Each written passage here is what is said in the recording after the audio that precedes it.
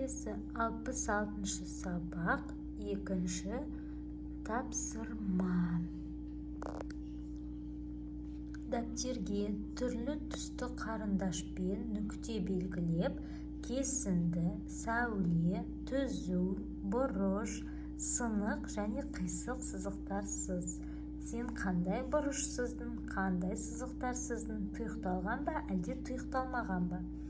Ал кеттік.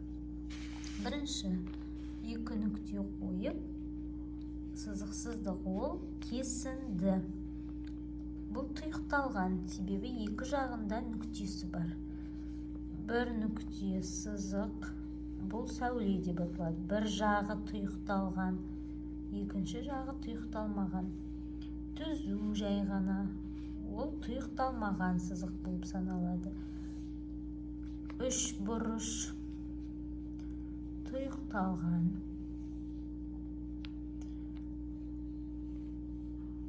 Сынық сызық тұйықталған. Қисық сызық тұйықталмаған.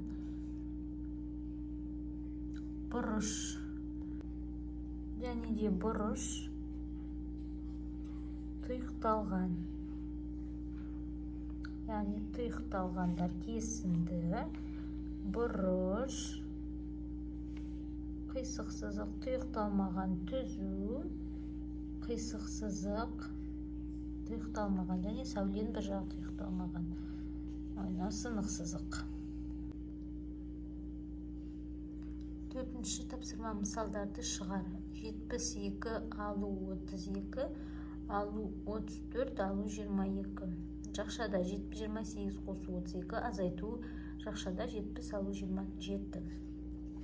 Орындайық. Ең алдымен 72 алу 32 жақшадағын орындап аламыз. Азайтқан кезде 40 болады. Жазамыз.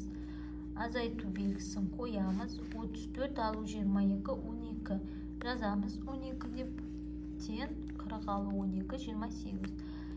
Келесі тапсырма дәл сол. Ең алдымен жақшадағын қосып аламыз. 60 болады. Азайтып аламыз. 70 алу 27 43 болады. 60 алу 43 тен 17. Бесінші тапсырма. Мұз айдында 36 ұл және олардан 4-еуі артық қыз сырғанап жүр. Мұз айдында барлығы неше бала сырғанап жүр? Яғни берілгенін дәптерге былай жазамыз. Ұл 36, қыз белгісіз, бірақ 4-еуі артық және де барлығы неше бала сырғанап жүргенін табу керек. Ең алдымен біз қызды тауып алу керекпіз. Неше қыз сырғанап жүрген? 36 ұл бізде белгілі. 36 деп жазып аламыз.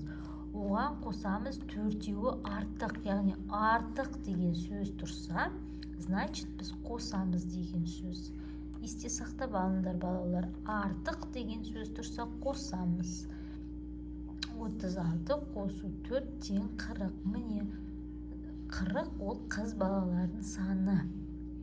30 барлығын табу керек енді. Барлығы неше бала? 36 қосу 40 тең 76.